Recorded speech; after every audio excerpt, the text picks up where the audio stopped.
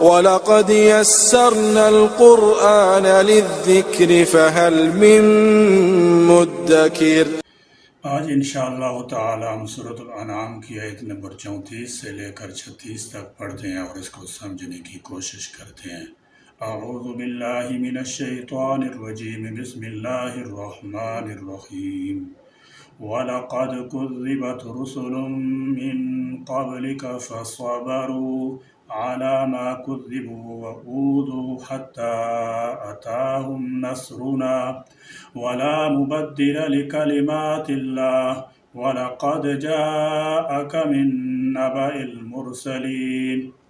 وَلَقَدْ كُذِّبَتْ اور بلا شبہ جھٹلائے گئے، رسول کئی رسول، من قبل کا آپ سے پہلے، فصبروا تو انہوں نے صبر کیا، علی ما کذبوا جھٹلائے جانے پر، وَأُوذُوا اور ایذا دیے گئے، حتیٰ یہاں تک کہ اتاہم پہنچی ان کو نصرنا ہماری مدد۔ رسول کریم صلی اللہ تعالی علیہ وسلم کے قلب اطہر کی تسلی کے لیے فرمایا گیا کہ اے حبیب صلی اللہ تعالی علیہ وسلم، آپ سے پہلے رسولوں کو جھٹلایا گیا تو انہوں نے جھٹلائے جانے اور تکلیف دیے جانے پر صبر کیا، یہاں تک کہ ان کے پاس ہماری مدد آ گئی اور تکذیب کرنے والے ہلاک کیے گئے۔ لہذا اے حبیب صلی اللہ تعالی علیہ وسلم، آپ بھی صبر کریں، کوئی اللہ عز و جل کی باتوں کو بدلنے والا نہیں اور اس کے حکم کو کوئی پلٹ نہیں سکتا۔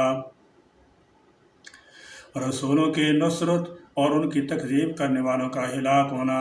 اس نے جس وقت مقدر فرمایا ہے اس وقت ضرور ہوگا۔ وَلَا مُبَدِّلَ اور نہیں کوئی بدلنے والا، لِکَلِمَاتِ اللَّهِ اللہ کی باتوں کو، وَلَقَدْ اور یقیناً جَاءَكَ آ چکی ہیں آپ کے پاس، مِن نَّبَإِ کچھ خبریں، المرسلین ان رسولوں کی۔ اس آیت میں مبلغین کے لیے بھی تسلی ہے کہ اگر انہیں راہ تبلیغ میں مشقتیں پیش آئیں تو وہ انبیاء علیہ السلام کی تکالیف کو یاد کر کے صبر اختیار کریں، یعنی داعیان اسلام کو اپنے مخاطب کی طرف سے پیش آنے والی بے توقیری اور ان کے جھٹلانے کی وجہ سے رنجیدہ نہ ہونا چاہیے، بلکہ مدعو کے مقابلہ میں صبر سے کام لینا چاہیے، کیونکہ اللہ تعالیٰ جل شانہ کی سنت یہی ہے کہ جب کوئی حق کی دعوت کو لے کر اٹھے تو اہل باطل کی طرف سے اس کی مخالفت کی جائے گی۔ اللہ تعالیٰ جل شانہ کی یہ سنت نہ صرف عام لوگوں کے حق میں ہے بلکہ اس کے سب سے محبوب اور برگزیدہ بندوں، پیغمبروں اور رسولوں کے ساتھ بھی یہی صورتحال پیش آئی ہے۔ وَإِن كَانَ كَبُرَ عَلَيْكَ إِعْرَاضُهُمْ فَإِنِ اسْتَطَعْتَ أَن تَبْتَغِيَ نَفَقًا فِي الْأَرْضِ أَوْ سُلَّمًا فِي السَّمَاءِ فَتَأْتِيَهُم بِآيَةٍ وَلَوْ شَاءَ اللَّهُ لَجَمَعَهُمْ عَلَى الْهُدَى فَلَا تَكُونَنَّ مِنَ الْجَاهِلِينَ۔ وَإِن كَانَ اور اگر ہو، کابورا گراں، علیکا آپ پر، اعراضہم ان کا منہ پھیرنا، فَإِن تو اگر، استطعت آپ استطاعت رکھتے ہیں، ان تبتغی یہ کہ آپ تلاش کریں، نفقاً کوئی سرنگ، فی الارض زمین میں، او سلماً یا کوئی سیڑھی، فی السماء آسمان میں، فتاتیہم پھر آپ لے آئیں ان کے پاس، بآیتن کوئی نشانی، ولو اور اگر، شاء اللہ چاہتا اللہ، لاجمعہم تو ضرور انہیں جمع کر دیتا، علی الہدی ہدایت پر۔ فَلَا تَكُونَنَّ سو ہرگز آپ نہ ہو، من الجاہلین نادانوں سے۔ اس آیت میں آپ صلی اللہ تعالی علیہ وسلم سے فرمایا گیا ہے کہ نادانوں میں سے نہ ہو جائیے۔ یہ لفظ آپ کی تحقیر کے لیے نہیں ہے بلکہ اظہار شفقت و محبت کے طور پر ہے، جیسے ایک باپ اپنے بیٹے یا استاد اپنے محبوب شاگرد کو کہتا ہے کہ وہ نہ سمجھی سے کام نہ لے۔ مطلب یہ ہے کہ آپ ان کے کفر پر زیادہ حسرت افسوس نہ کریں، کیونکہ اس کا تعلق اللہ تعالیٰ جل شانہ کو مشیت تقدیر سے ہے، اس لیے اسے اللہ تعالیٰ جل شانہ ہی کے سپرد کر دیں، وہی اس کی حکمت و مصلحت کو بہتر سمجھتا ہے۔ بعض مفسرین فرماتے ہیں کہ آیت کے اس حصے میں اگرچہ خطاب حضور اکرم صلی اللہ تعالیٰ علیہ وسلم سے ہے، مگر بات عام لوگوں کو سمجھائی جا رہی ہے کہ بے شک تمام مسلمانوں کی خواہش ہے کہ سب لوگ ایمان لے آئیں، مگر یہ چیز حکمت کے خلاف ہے، کسی کو ہدایت دینا آپ کے اختیار میں نہیں ہے، آپ تو اس کے لیے دعا، تمنا یا کوشش ہی کر سکتے ہیں، وہ کریں اور نتیجہ اللہ تعالیٰ جل شانہ پر چھوڑ دیں، کیونکہ یہ اس کے علم میں ہے کہ کس شخص میں ایمان قبول کرنے کی صلاحیت موجود ہے،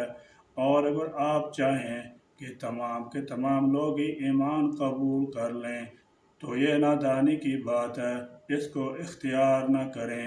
انما يستجيب الذين يسمعون والموتى يبعثهم الله ثم إليه يرجعون۔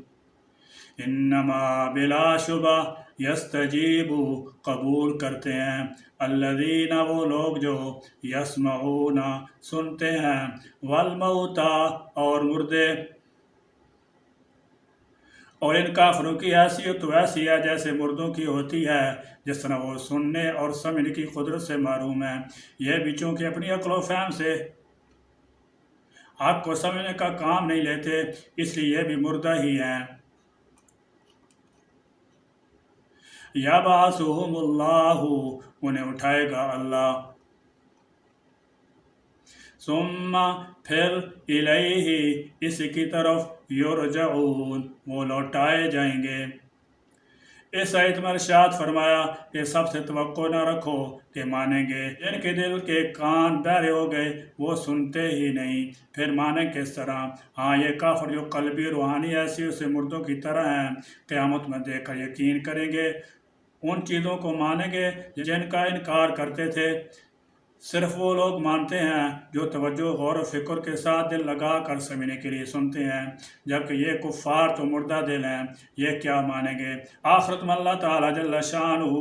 ان دل کے مردوں کو اٹھائے گا اور پھر اسی کی طرف انہیں لوٹایا جائے گا، اور یہ اپنے اعمال کی جزا پائیں گے۔ بعض نصیحت کا اثر بھی تبھی ہوتا ہے جب آدمی ماننے اور عمل کرنے کے جذبے کے ساتھ، توجہ کے ساتھ سنیں، ورنہ بے توجہی سے سننے کا نتیجہ عام طور پر کچھ بھی برآمد نہیں ہوتا۔ اللہ کریم اپنی مشیت اور حکمت پر ہم کو راضی رہنے کی توفیق نصیب فرما، اور آپ کے جملہ احکام ہدایت سے دل و جان سے قبول کرنا نصیب فرما، آمین یا رب العالمین۔ وآخر دعوانا ان الحمد للہ رب العالمین۔